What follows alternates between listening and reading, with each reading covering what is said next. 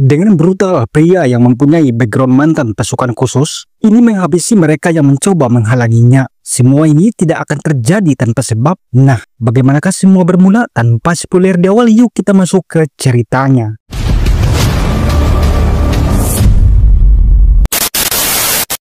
Di pagi itu, seperti biasa, pria dengan background mantan pasukan khusus militer, sebut saja Depon, ia tak mempunyai tempat tinggal menetap. Hanya sebuah mobil rental yang menjadi rumah baginya. Setelah merapikan diri, kemudian mulai beraktivitas seperti biasanya. Ia pada sebuah perusahaan konstruksi bangunan. Setelah selesai memimpin briefing, semua karyawan pun mulai bekerja. Perusahaan konstruksi ini dikelola sebuah keluarga ya. Joe Gracia sebagai leader, ada istrinya Charles sebagai sekretaris, terus anaknya yang bernama Jenny selaku bendahara. College, makeup, karate classes. Depon sangat akrab dengan keluarga ini, hari-hari dijalani dengan penuh kehangatan. Perhatian Depon teralihkan dengan ada keributan dari karyawan yang bekerja di luar. Meski hanya urusan personal, namun karena salah memilih tempat, sudah kewajiban Depon untuk ikut campur, memastikan keselamatan karyawan di tempat kerja.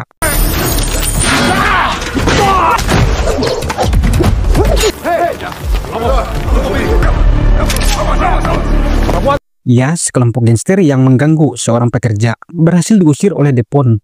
Meskipun sempat terjadi kekerasan, bagi mereka yang belum kenal background Depon akan terkejut dengan keahlian pria ini ketika kekerasan menjadi alternatif menyelesaikan konflik. Holy fuck! Untuk makan sehari-hari, Depon tak perlu pusing memikir beli beras lagi. Ia hanya perlu fokus bekerja dan menabung, karena setiap hari selalu ada yang memberikan makanan seperti dari Jenny. Suatu hari bertepatan Hari Ayah Nasional, Depon menyempatkan menemui putrinya. Semenjak istrinya tiada, kini yang mengurus anaknya adalah ayahnya. Ia menghabiskan waktu bersama putrinya, lalu memberikan sebuah foto kenangan sebagai hadiah di hari itu. Di sebuah lembaga konsultasi diketahui Depon mengidap PTSD yang ia dapat saat di kemiliteran. Masalah itulah yang memisahkan Depon bisa mengasuh putrinya. Dan uang hasil ia bekerja sekarang ini yang ia tabung tentu untuk biaya penanganan agar hak asuhnya bisa ia dapatkan. Setelah membahas karakter dari sosok Depon tadi, sekarang mari saya ajak pada inti konflik dari cerita. Semua bermula dari Jenny yang saat malam itu bersama temannya mengunjungi sebuah klub untuk menari. Saat bersamaan dari lobi atas, seorang pria mengambil beberapa foto ke arah Jenny dengan kamera ponselnya. Sementara wanita di sebelahnya terlihat gelisah dan mengindikasikan memaksa agar cepat melakukan sesuatu. Selesai menari, Jenny menuju bar untuk istirahat. Di situ, ia berkenalan dengan seorang bartender yang bernama Johnny. Tiba-tiba Jenny merasa mual setelah meminum air bersoda tersebut, lalu ia ke toilet. Selesai merapikan diri, pas mau balik, tiba-tiba ia diculik, kemudian dibawa pergi oleh dua orang tadi. Di tempat kerja, melihat ada polisi, Depon lalu mencari tahu perihal tersebut. Joe lalu menceritakan fakta mengenai Jenny yang menghilang, yang diyakini menjadi korban penculikan. Joe mengatakan sudah 3 hari sejak Jenny hilang, sedangkan kepolisian tidak membuahkan hasil apapun. Singkatnya, mereka yang akrab seperti keluarga mengenal betul background dari Depon ini. Alhasil, seperti yang kita tebak, maka Depon membantu untuk menemukan Jenny. Hal pertama yang ia lakukan sebelum bisa mendapatkan benang merahnya, tentu ada rencana, ada persiapan. Nah, untuk itu, Depon menemui sahabatnya yang berada di pedesaan jauh di luar kota. Kita sebut saja Guni. Memiliki background yang sama dengan Depon. Ia sekarang buta akibat sebuah misi mereka. Guni sangat berutang budi karena Depon menyelamatkan hidupnya waktu itu. Guni orang yang sangat penting bagi Depon karena meski dalam keterbatasannya, ia menjadi nasihat, sumber informasi, dan tentu saja persenjataan taktis. Setelah mendapat beberapa alat canggih seperti kamera sensorik dari kediaman Guni, Depon mulai pencariannya dari titik pertama Jenny menghilang. Ia lalu masuk ke bar tersebut dan mengamati Johnny yang ternyata melakukan transaksi narkoba. Sebagai bartender yang melakukan bisnis, tak seharusnya perbuatan semacam itu mengindikasikan bahwa tindakan kejahatan apapun bisa dilakukan hanya demi uang. Maka dengan intuisinya mulailah menginvestigasi tempat itu dari ruang belakang. Ia mulai mendapatkan titik terang setelah melihat sebuah benda yang ia temui. Nah, sekarang tinggal mencari titik selanjutnya agar bisa menarik benang merah tersebut. Mulailah dengan mengikuti Johnny. Stand up. Tanpa kesulitan, tak ada perlawanan, dia pun berhasil membungkam pria tersebut. Dengan metode lama mencoba mendapatkan informasi, namun disayangkan, belum sempat dia pun mendapatkan yang ia inginkan tersebut, tiba-tiba dua orang pria bersenjata rekan bisnisnya Johnny ini datang. Johnny akhirnya tewas saat terjadi baku tembak. Kemudian dengan keahliannya, dia pun berhasil mengalahkan dua pria tersebut. Dia pun mengenal mereka adalah geng Rusia setelah melihat tato di dada salah seorang pria. Sebelum pergi, dia pun mengambil uang transaksi yang dibawa dua orang tersebut beserta ponsel milik Johnny. Namun, dia pun tak pergi begitu saja. Ia mengintai dari luar TKP dengan kamera canggih yang ia miliki. Penantiannya membuahkan hasil, beberapa orang tiba di tempat itu. Kemudian setelah melihat adanya tim pembersih, dia pun mengambil kesimpulan bahwa ia berurusan dengan sekelompok geng berbahaya yang mempunyai jaringan luas. Petunjuk baru mulai terlihat. Dengan hati-hati ia kemudian mengikuti mobil tersebut yang kemudian membawanya ke sebuah rumah.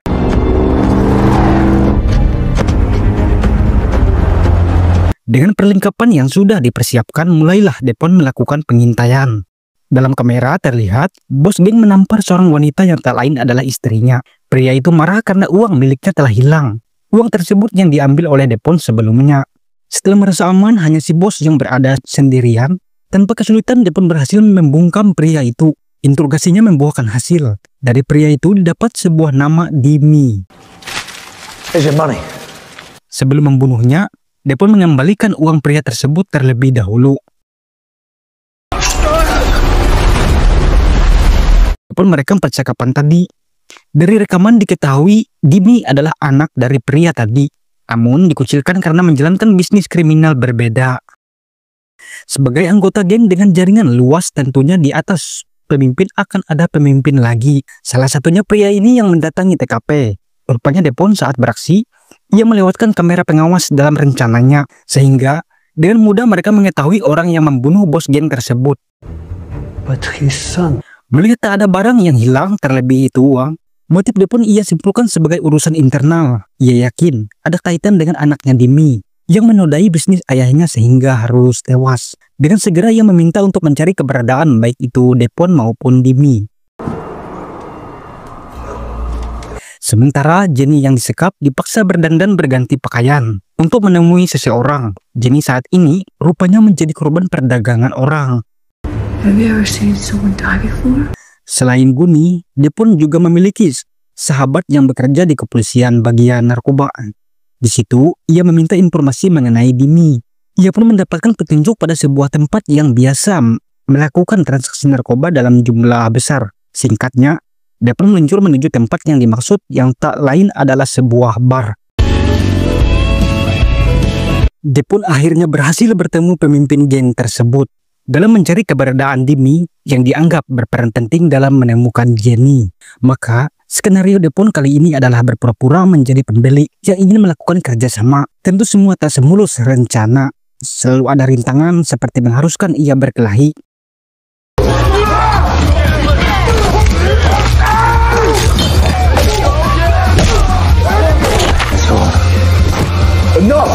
Melihat anak buahnya tumbang, tak satu pun bisa melumpuhkannya. Piper, nama bos pengedar ini, lalu menerima kerjasama dengan Depon.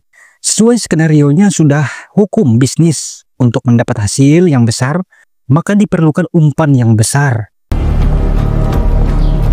Maka melalui perantara Depon diberikan sebuah ponsel untuk komunikasi tempat ia mengambil narkoba nantinya. Barang yang dimaksud telah ia terima.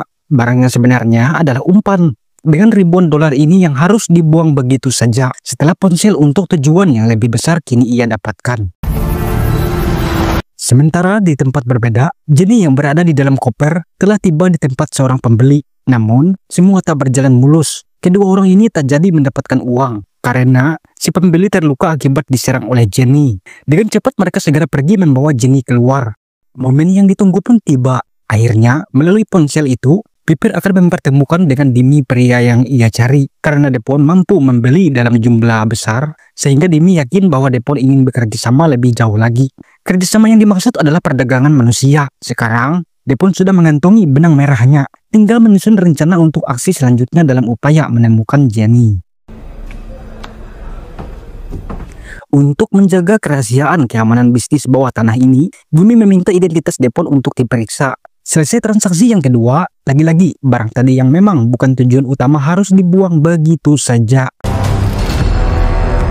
Di tempat persembunyian saat mengamati album foto Jenny yang diunggah ya teman-temannya di sosmed, di situ Depon mencurigai seseorang pria yang tertangkap gambar. Kemudian ia cocokkan dengan album foto yang ada di ponsel Johnny. Maka didapatlah titik terang selanjutnya yang berada di lokasi sebuah bar sebelumnya. Namun rencana Depon berantakan. Ia lebih dulu ketahuan melalui kamera pengawas saat sedang mengintai. Maka rencana berubah menjadi rencana pelarian. Aksi kejar-kejaran pun terjadi. Di tengah desing peluru, Depon berusaha melaju membawa motor yang ia kendarai. Hingga pelariannya terhenti ketika menabrak mobil polisi yang mencegatnya.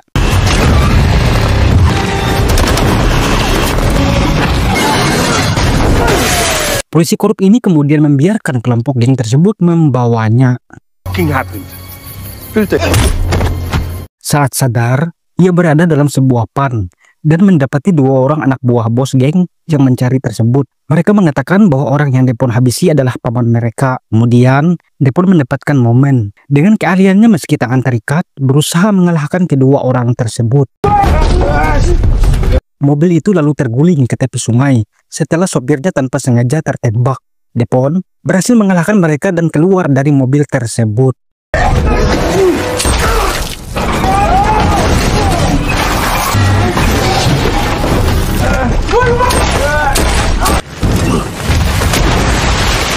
Bos gangster ini semakin menjadi emosi setelah dua orang anaknya harus pulang dalam keadaan tak bernyawa. Sementara dua orang penculik Jenny tadi dipanggil oleh Jimmy yang sangat marah akibat klien mereka yang terluka sebelumnya. Akibatnya, Jimmy gagal mendapatkan uang. Ia menyuruh mereka berdua segera menghabisi Jenny yang mereka sekap karena sudah tidak diperlukan lagi. Sementara bos geng tadi kini menemui Dewan Konklab untuk meminta bantuan dalam menemukan Jimmy serta menangani urusannya untuk bisa menemukan Depon. Maka seorang petinggi mengutus dua anak buah terpilihnya untuk membantu si bos tersebut. Jimmy akhirnya ditemukan di sebuah pesta di tempatnya. Si bos ini lalu mengatakan bahwa ayahnya telah tewas dan orang yang membunuh tersebut sekarang juga memburunya. Your father is dead. Not about my sons. Jimmy lalu memberikan informasi yang mereka perlukan dari identitas Depon tersebut. Sebagai geng besar dengan jaringan luas, tidak sulit mendapatkan info detail Depon. Maka mulailah mereka memburu dengan mendatangi ke kediaman ayahnya. Depon kemudian menjemput putrinya ke sekolah setelah mendapat telepon pihak sekolah bahwa tak ada yang datang menjemput anaknya. Sesampainya di rumah ayahnya sudah dalam kondisi terbakar. Beruntung, dengan usaha nekatnya berhasil menyelamatkan ayahnya tersebut. Merasa identitasnya sudah diketahui dan ia pasti diburu, maka untuk sementara Depon mengamankan putrinya di tempat kediaman Guni. Sebelum pergi, menyelesaikan urusannya, Guni memberikan perlengkapan taktis, sebuah senjata M410. Ia lalu berpamitan dengan putrinya dan berjanji akan segera kembali. Since 1947.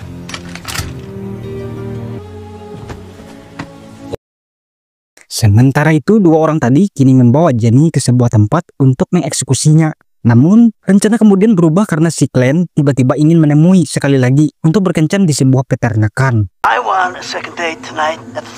Depon tak ingin mengulang rencana yang berantakan. Dengan perlengkapan khusus, kali ini ia lebih fokus dalam menemukan Jenny. Tentunya hanya melalui Jimmy agar ia bisa menemukan keberadaan Jenny. Berbekal kemampuan khususnya satu persatu anak buah ia habisi secara brutal.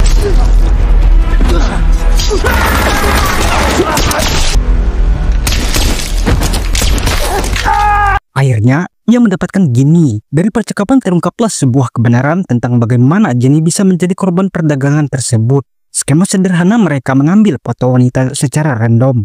Kemudian, memperlihatkan kepada para klien. lalu menculik wanita yang telah dipilih oleh klien tersebut. Setelah mendapatkan tempat keberadaan Jenny, sebelum menuju ke sana ia membunuh Jimmy terlebih dahulu. Piper yang mengetahui bos besar mereka telah tewas, maka dengan semua anak buahnya yang bergegas memburu Devon. Devon yang sudah tiba di tempat itu mulai satu persatu menyingkirkan para penjaga. Sementara Jenny akhirnya dipersiapkan dengan tangan terikat dan si Glenn yang terluka sepertinya akan melakukan pembalasan. Namun, keadaan berubah dengan suara ledakan granat yang dilemparkan Devon.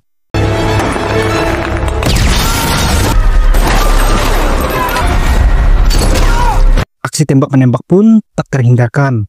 Suasana semakin memanas dengan kedatangan Piper dan anak buahnya. Namun semuanya tak cukup untuk menghentikan Devon.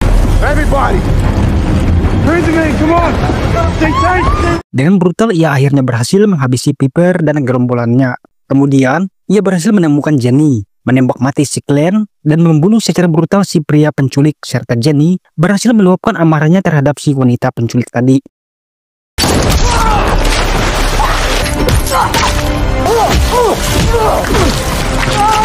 It's over now.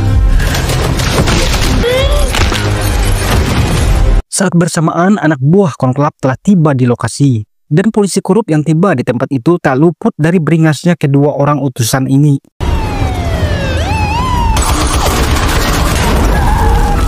Devon sempat kesulitan menghadapi mereka berdua yang menggunakan senjata berat. Namun, karena senjatanya dilengkapi kamera dengan sistem canggih, serta dengan sebuah granat, akhirnya berhasil mengalahkan kedua utusan tersebut.